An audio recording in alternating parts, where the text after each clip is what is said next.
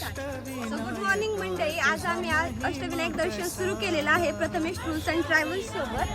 याचा प्रवास खूप सुखदायक आहे. याच्यामध्ये फॅन्स, लक्झरी यासारख्या अनेक फॅसिलिटीज देखील उपलब्ध आहेत आणि खास म्हणजे या बस प्रत्येक प्रवासानंतर स्वच्छ केली जाते. आरोग्याची देखील चांगली काळजी घेतली जाते.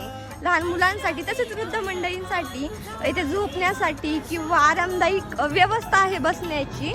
तर प्रथमेश टूर्स अँड ट्रॅव्हल्स सोबत आम्ही प्रवास सुरू केलेला आहे आणि हा प्रवास खरंच खूप सुखदायक वाटला आम्हाला. प्रथमेश टूर्स अँड ट्रॅव्हल्सचा संपर्क करण्यासाठी तुम्ही ह्या नंबरचा वापर करू शकता. हा प्रवास एकदा नक्की ट्राय करून पहा, तुम्हाला नक्की याचा फायदा होईल. आता तर प्रवासाला सुरुवात करूया. सगळ्यात पहिला गणपती अष्टविनायक मधल्या मोरगावचा मोरेश्वर सोबत आम्ही आमच्या फॅमिलीसोबत इथे आलेलो आहोत आणि इथल्या प्रथेप्रमाणे सर्वात पहिल्यांदा तो नारळ प्रत्येक अष्टविनायक मधल्या गणपतीला जाऊन त्यांच्या चरणी वाहून तो परत घरी नेऊन फोडायचा किंवा परत मोरेश्वरला येथे व्हायचा, अशी प्रथा आहे. त्याप्रमाणे आता आपण पुढे जाणार आहोत. रात चाललेलं आहे मोरगावच्या मोरेश्वर येथील गणपती मंदिरामध्ये. हे मंदिर खूप भव्य दिव्य आणि खूप छान असं आहे. चला जावं नसल्यामुळे आमचं दर्शन आणि इथे लवकर पोहोचल्यामुळे इथे थोडी गर्दी नसल्याने आमचं दर्शन खूप लवकर झालं. आपल्या अष्टविनायकचा प्रवास आता आपण आलो आहोत दुसऱ्या गणपतीला. तो म्हणजे सर्वांचा चिंता हरणारा शेवटचा चिंतामणी. येथील गणपतीचे वैशिष्ट्य म्हणजे याची सोंड डाव्या तोंडाला व पूर्वाभिमुख आहे व त्याच्या दोन्ही डोळ्यांमध्ये लाल मणी व हिरे आहेत. चला तर मग पाहूया आपण.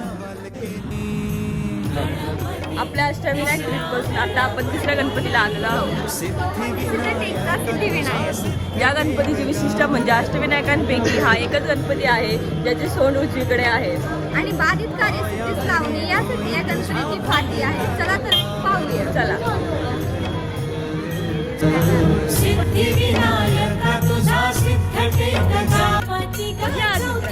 आज आता आपण आले आहोत चौथ्या गणपतीला.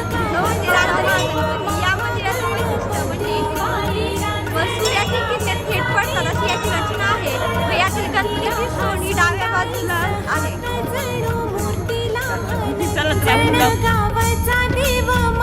महागणपतीचं दर्शन घेऊन आता ओझरच्या गणपतीकडे निघत असताना रस्त्यात भूक लागल्यामुळे दुपारच्या जेवणासाठी आम्ही थांबलो आहे फुलाई पॅलेसला.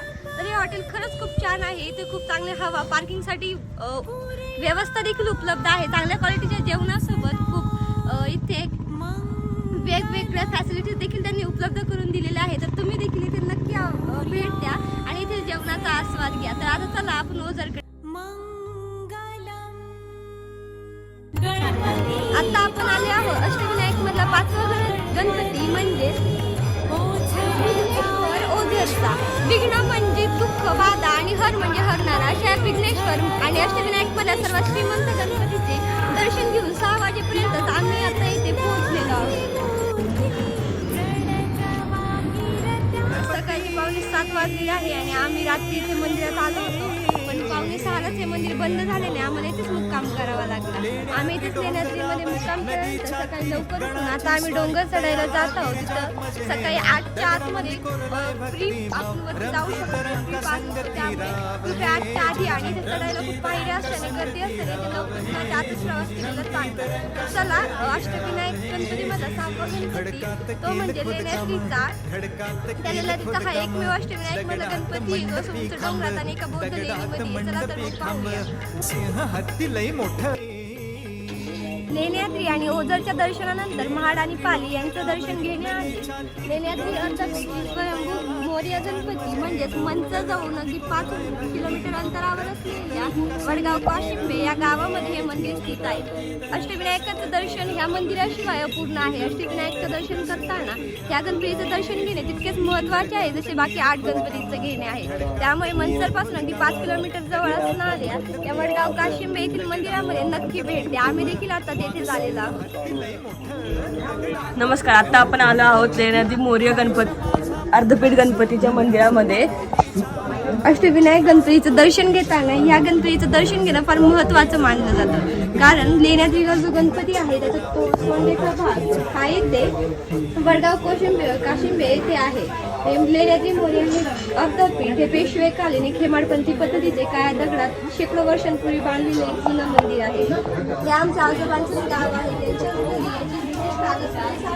त्यामध्ये याची संपूर्ण माहिती पाहण्यासाठी डिस्क्रिप्शनमध्ये दिलेल्या लिंकवर तुम्ही क्लिक करू शकता.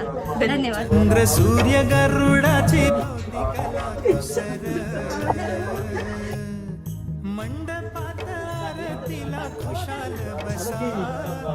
आता अष्टविनायकच्या यात्रेमध्ये आपण आलेलो आहोत. 7वा गणपती इच्छापूर्ती करणारा वरद विनायक गणपती. हे मंदिर फार प्राचीन असून येथील दिवा हा सतत तेवत राहतो अशी मान्यता आहे की 1892 पासून इथला दिवा सतत पेटत राहत आलेला आहे. तर चला आपण दर्शन घेऊया अशा इच्छापूर्ती करणाऱ्या वरद विनायक गणपती. मंदिरले साध सुद जस कौलारू घर. अष्टविनायकच्या 8व्या गणपतीकडे आलं तोच म्हणजे माळीचा बल्लाळेश्वर. याचे वैशिष्ट्य म्हणजे हे मंदिर पूर्णपणे दगडामध्ये कोरलेले असून या मंदिरामध्ये जी गणपतीची मूर्ती आहे तशाच आकाराचा या मंदिराच्या मागे डोंगर दिसतो. याच मंदिरामध्ये आम्ही आता बसलो आहोत.